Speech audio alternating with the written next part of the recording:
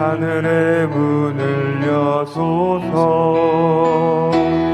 이곳을 주목하소서. 주를 향한 노래가 꺼지지 않으니 하늘을 열고 보소서. 이곳에 임재하소서. 주님을 기다립니다. 기도의 향기가 하늘에 닿으니 주여 임재하여 주소서. 이곳에 오셔서 이곳에 앉으소서. 이곳에서 드리는 예배를 받으소서. 주님의 이름이 주님의 이름만이 오직 주의 이름만 이곳에 있습니다.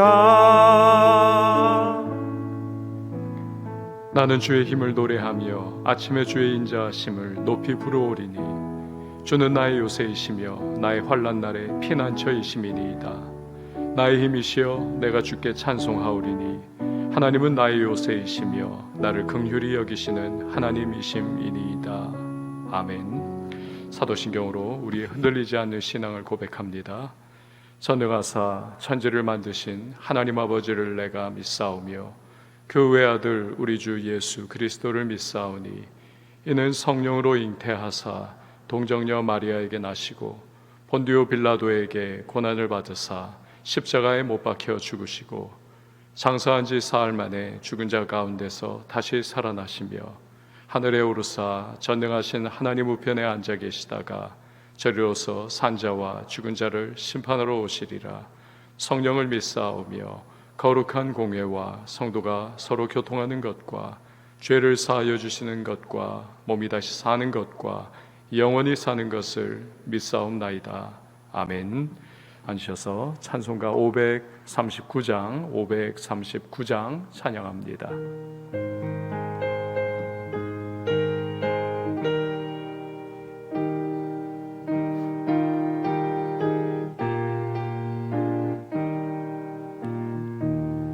너 예수께 조용히 나가 내 모든 짐 내려놓고 주 십자가 사랑을 믿어 죄 사함을 너 받으라. 주 예수께 조용히 나가 내 마음을 쏟아놓으라. 늘은 미리 보시는 주님 그 은혜를 베푸시리. 주 예수의 은혜를 입어 내 슬픔이 없어지리. 내 이웃을 늘 사랑하여 너 받은 것 거저주라.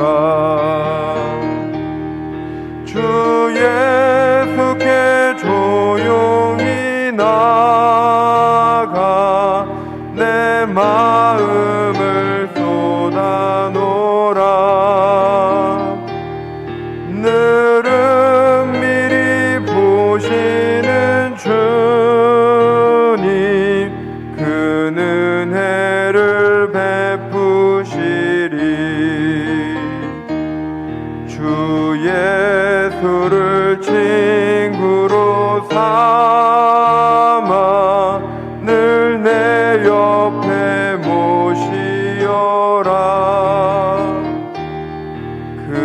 영원한 생명 샘물에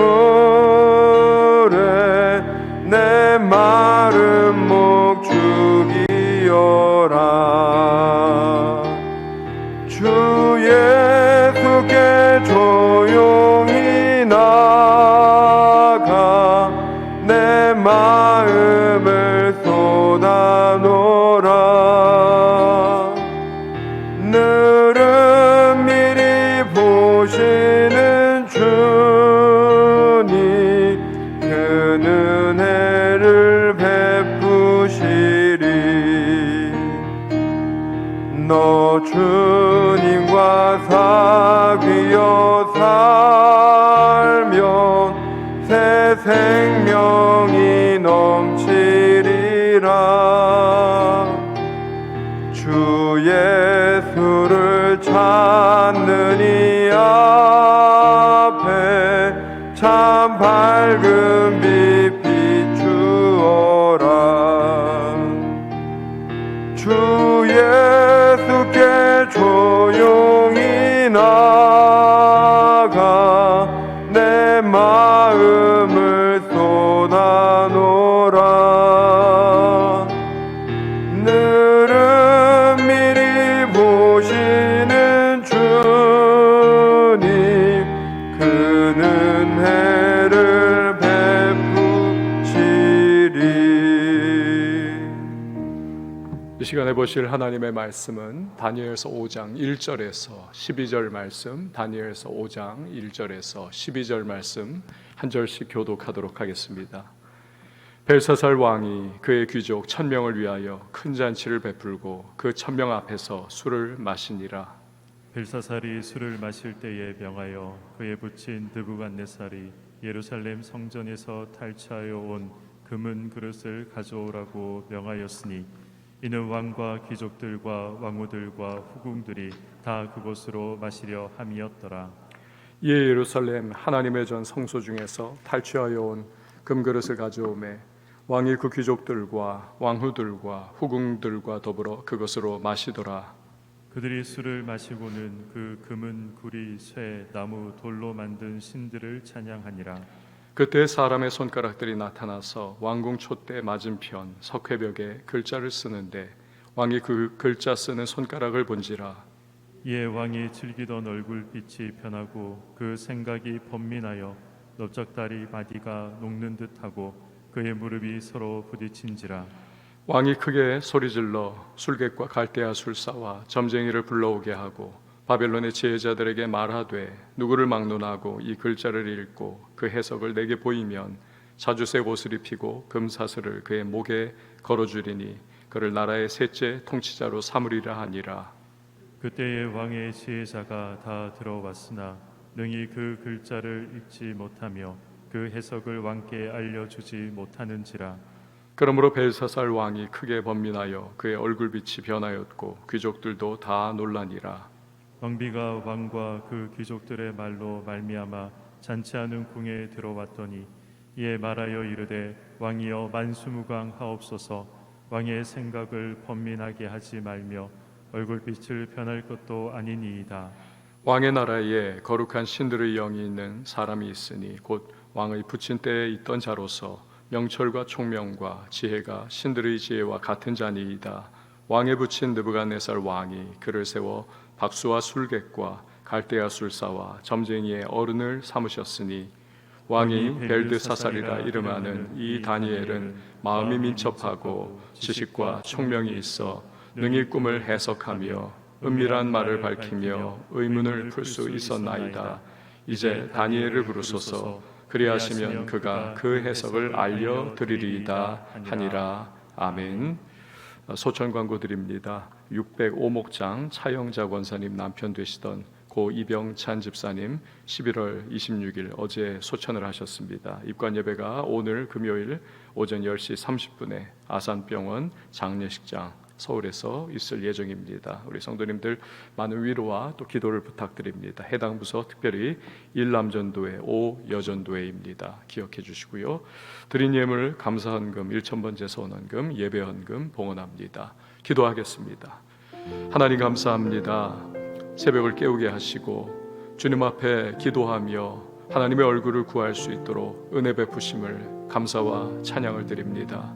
우리를 날마다 지켜보시고 또 우리를 은혜 가운데에 품어주시고 매일의 무거운 짐을 주님 앞에 맡길 때마다 그 짐을 짊어져 주시는 하나님께 감사를 드립니다. 주님, 오늘도 예비하신 은총을 더해 주시고 주의 백성들 간구하며 나갈 때마다 마음에 품은 소망을 이루어 주시고 하나님의 뜻과 계획과 비전을 밝히 보여주시며 오늘도 인생길 넉넉하게 잘 달려갈 수 있도록 새 힘을 허락하여 주시옵소서. 기도 가운데에 오늘도 하나님의 세미한 음성을 듣게 하시고 말씀 속에서 하나님의 뜻과 계시를 깨닫게 하시고 우리 인생길 험난하고 또 연약함도 많지만 때를 따라 돕는 은혜 가운데 주님의 세미한 음성과 인도하심을 받아 매일의 발걸음 우리들 잘 감당하면서 하나님께는 기쁨이요 우리의 삶에는 승리하는 복된 주의 백성들이 되게 하여 주시옵소서. 주님, 오늘도 드린 귀한 예물들이 있습니다. 믿음의 분량 담고 간절한 소망을 담아 주 앞에 봉헌하오니 연락하여 주시고 하늘의 신령한 은혜와 땅에 기름진 복을 더하시며 간구하는 제목마다 주님의 최선의 때에 최선의 방법으로 응답 주심을 체험케 하여 주시옵소서.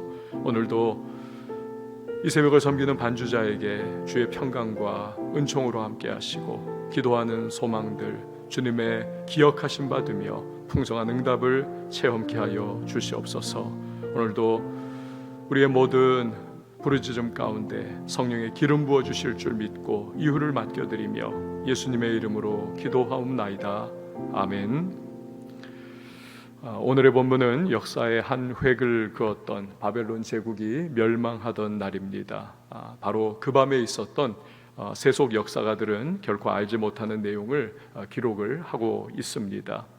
바벨론은 가장 탁월한 왕이었던 느부갓네살이 죽은 이후에 4명의 왕이 짧게 그 권좌를 이어갑니다. 심지어는 단 1년짜리 그러한 왕도 있었습니다. 그러다가 그 4명이 다 죽고 나서 나보니더스라고 하는 왕이 통치를 합니다. 이 사람은 도중에 중앙 아라비아 지역에 있는 테라라고 하는 지역을 원정을 나갑니다. 도성을 비울 수는 없으니까 자기의 아들인 벨사살에게 통치권을 네가 대행을 해라 맡깁니다. 원정이 끝난 후에도 도성에 돌아오지를 않습니다. 아마도 중병에 걸렸든지 아니면 권력에 대한 회의가 생겼던 것 아닐까 추측도 하는 분들도 있습니다. 그냥 자기가 그렇게 점령한 테라라고 하는 지역에 계속 머뭅니다.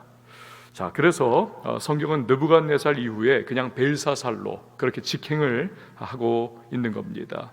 근데 이 사람에 관한 기록은 시작이 참 이상합니다. 1절 말씀을 보시기를 바랍니다. 벨사살 왕이 그의 귀족 1000명을 위하여 큰 잔치를 베풀고 그 1000명 앞에서 술을 마시니라.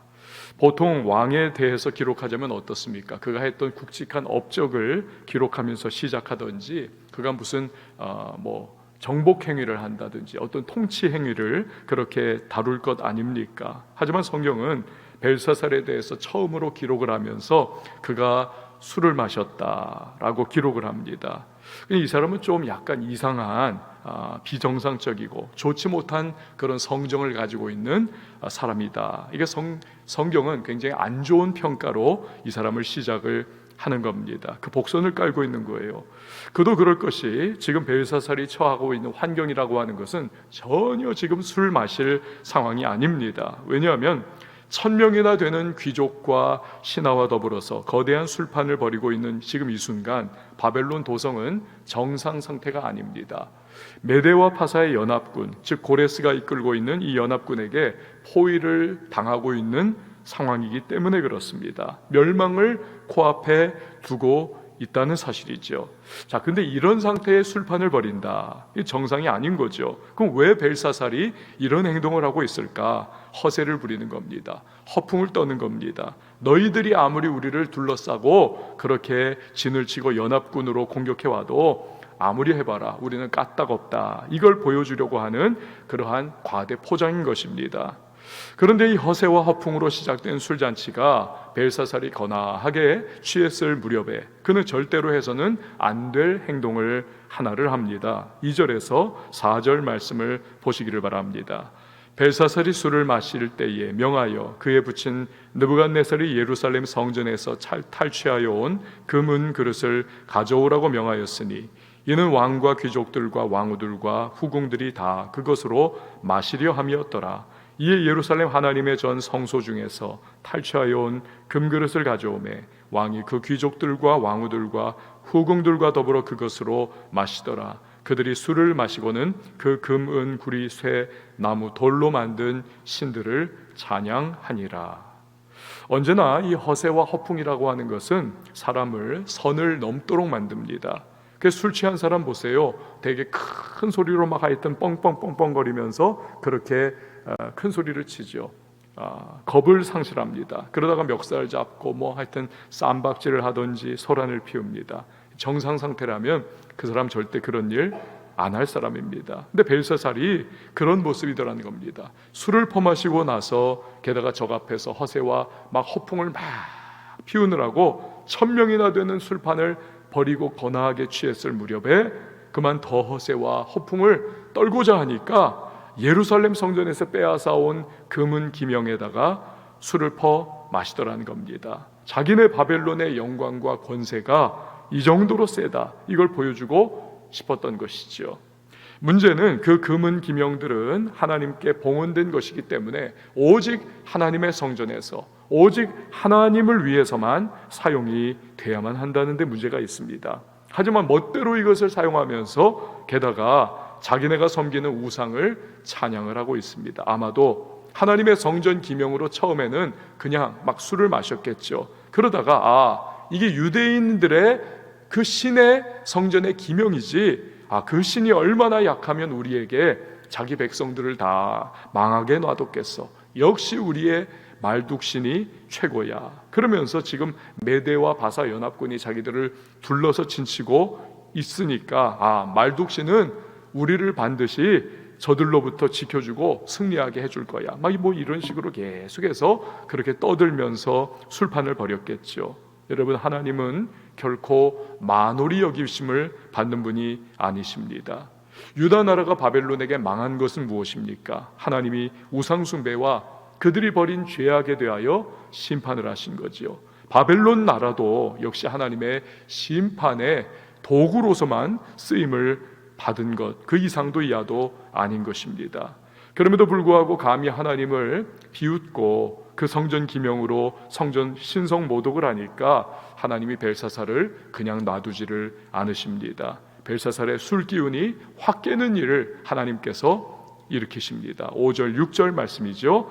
그때 사람의 손가락들이 나타나서 왕궁 촛대 맞은편 석회벽에 글자를 쓰는데 왕이 그 글자 쓰는 손가락을 본지라. 이에 왕의 즐기던 얼굴빛이 변하고 그 생각이 번민하여 넓적다리 마디가 녹는 듯하고 그의 무릎이 서로 부딪힌지라. 촛불 잔뜩 켜놓고 술판을 벌이던 그 밤, 맞은편 석회벽에 왼 손가락이 나타나가지고 글자를 쓰는 기이한 일이 나타납니다. 석회벽은 석회를 바르고 아무런 문양도 없는 그냥 하얀 벽입니다. 그런데 거기에 갑자기 나타나서 손가락이 글을 씁니다. 그 손가락의 모습, 그 글자의 모습이 촛불빛에 비치니까 굉장히 선명하게 부각이 되지 않습니까? 원래 허풍과 허세가 센 사람이 겁도 많은 법입니다.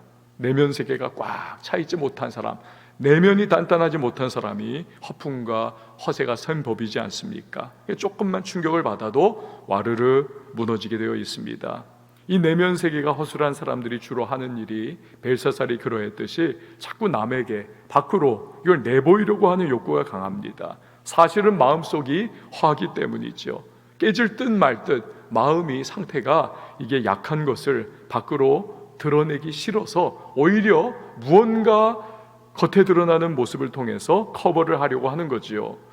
제가 오늘 이 새벽 기도에 나오기 전에 잠깐 인터넷으로 신문을 보니까 이태리의 어느 핸드백 브랜드에서 무려 78억 원짜리 악어 가죽 핸드백을 만들어냈더라고요.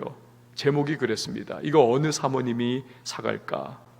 누군가가 그걸 사가지고 들고 다니겠죠. 근데 한 가지 분명한 것은 여러분, 그 핸드백 78억짜리를 누가 사겠습니까?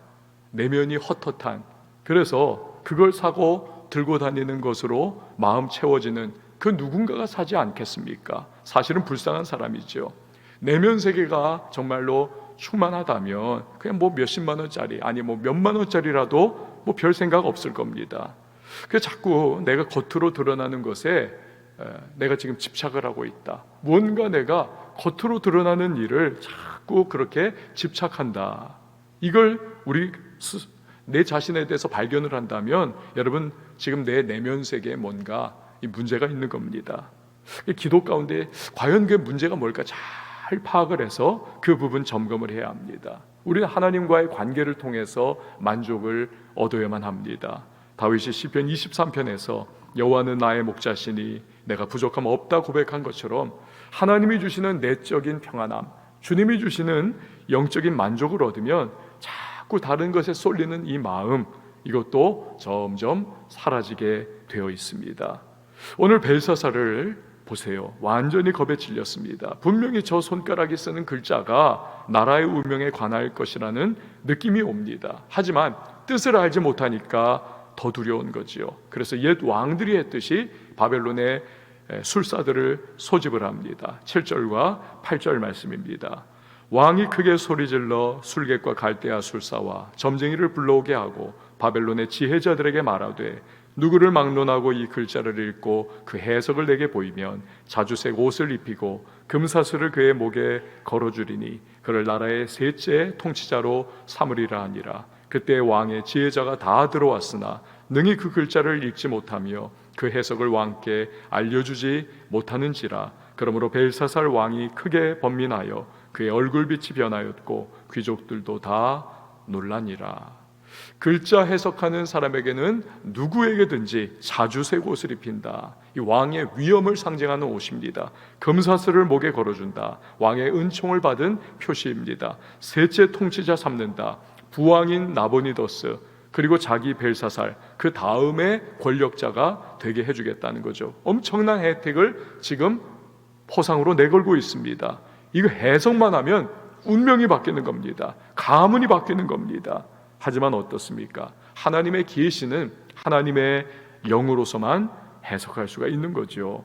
여러분, 성경은 하나님의 성령께서 감화 감동하여 사람들이 기록한 거지요.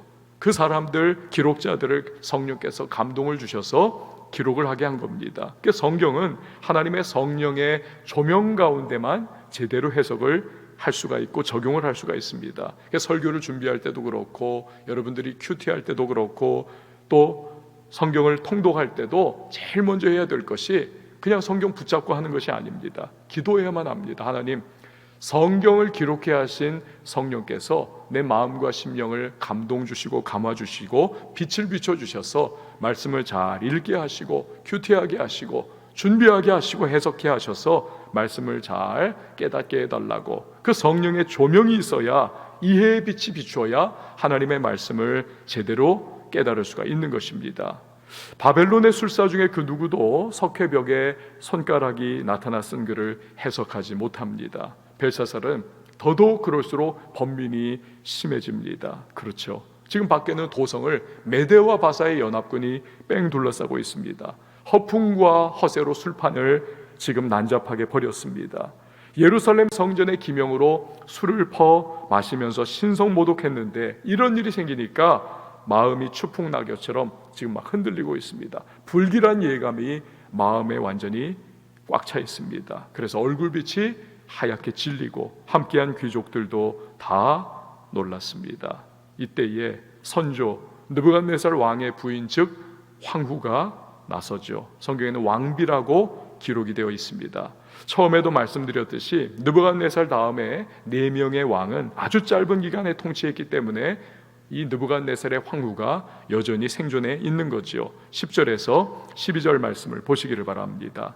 왕비가 왕과 그 귀족들의 말로 말미암아 잔치하는 궁에 들어왔더니 이에 말하여 이르되 왕이여 만수무강하옵소서. 왕의 생각을 번민하게 하지 말며 얼굴빛을 변할 것도 아니니이다.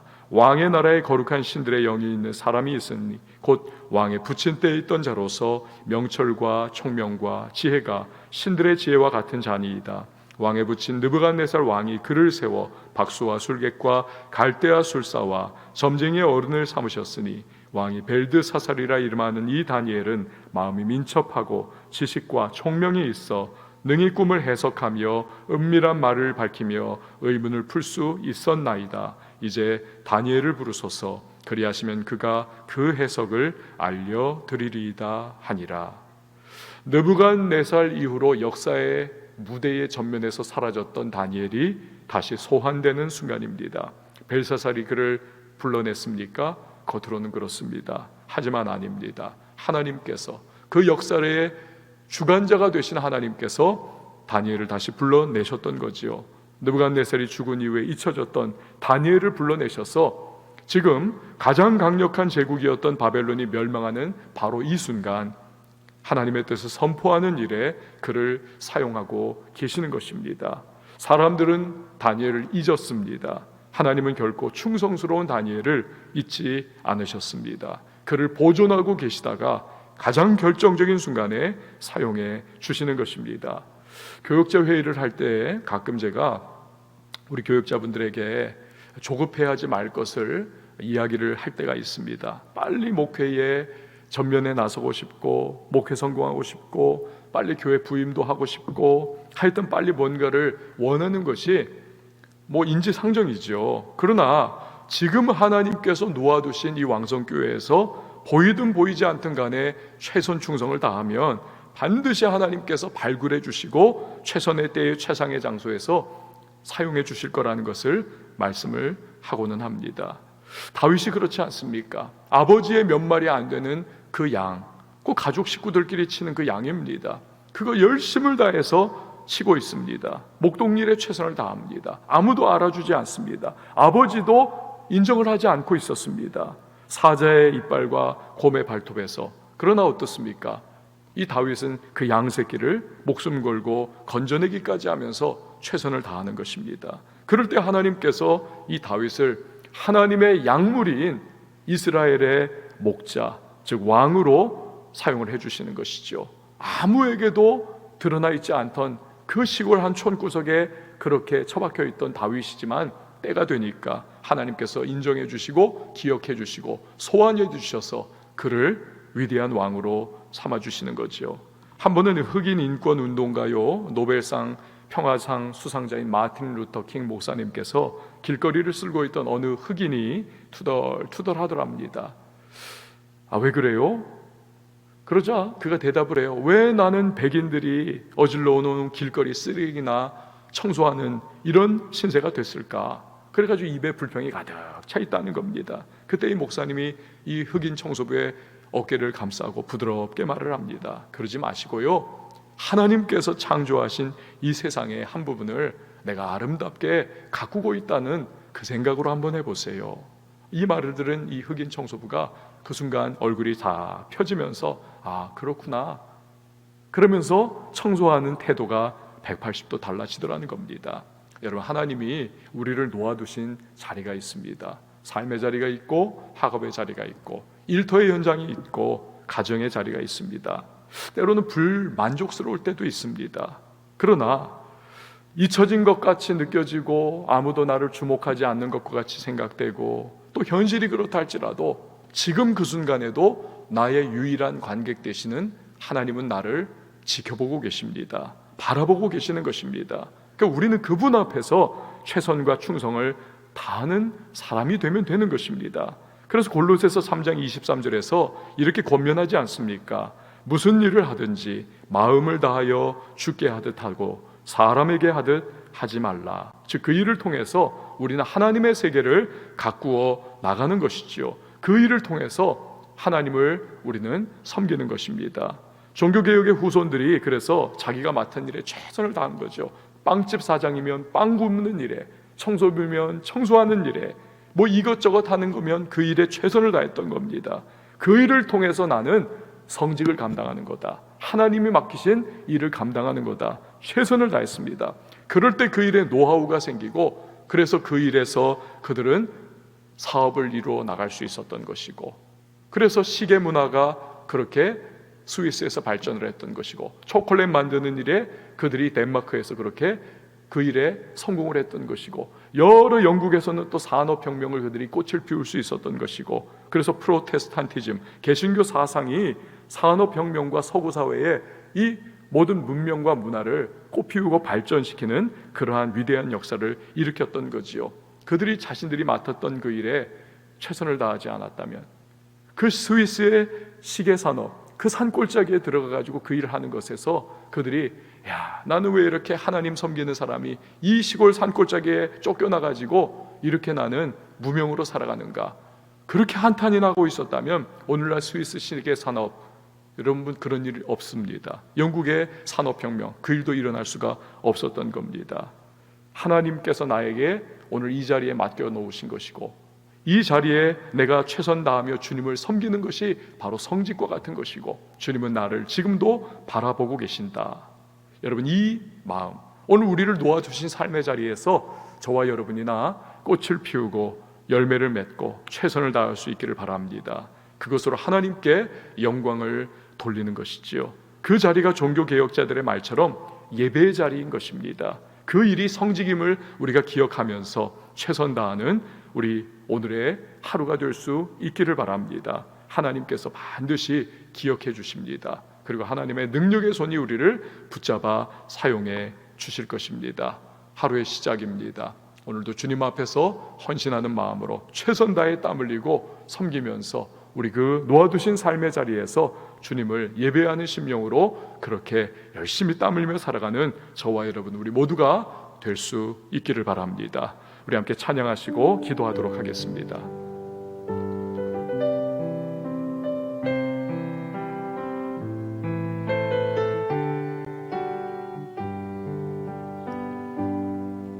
주가 보이신 생명의 길 나 주님과 함께 상한 마음을 들이며 주님 앞에 나가리.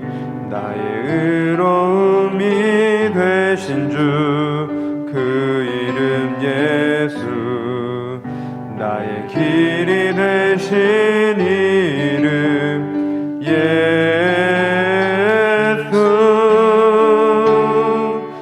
나의 길 오직 그가 하시나니. 나를 단련하신 후에 내가 정금같이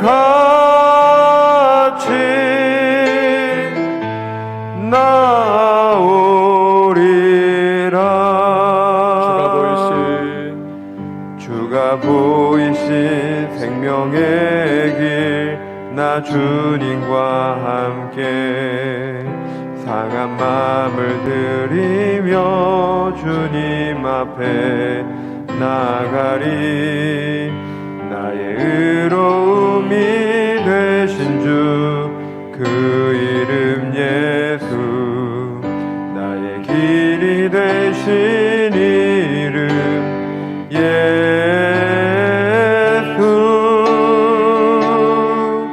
나의 길 오직 그가 하시나니. 나를 단련하신 후에 내가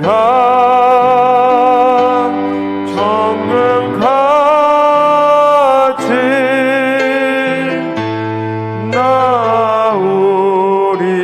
나오리라. 오늘도 이렇게 하루가 시작이 되었습니다. 하나님께서 놓아두신 삶의 자리로 우리가 또 나아갑니다. 기도 가운데 나갑니다. 주여, 성령으로 기름 부어주시고 오늘도 새 힘 주시고, 나를 놓아두시는 그 삶의 자리, 누가 보든 보지 않든 나의 유일한 관객이신 하나님이 항상 나를 바라보고 흐뭇해하시며 주께서 기뻐하실 수 있도록 오늘도 최선 다하게 하시고, 땀 흘리며 섬기는 그 자리 속에서 그것이 성직인 것과 같이 우리 열심히 주님을 섬기는 마음으로 우리 감당케 하시고, 없어서는 안 되는 사람이 될 수 있도록 하나님 나를 도우시고 인도하시고 사용해 달라고 우리 기도하도록 하겠습니다.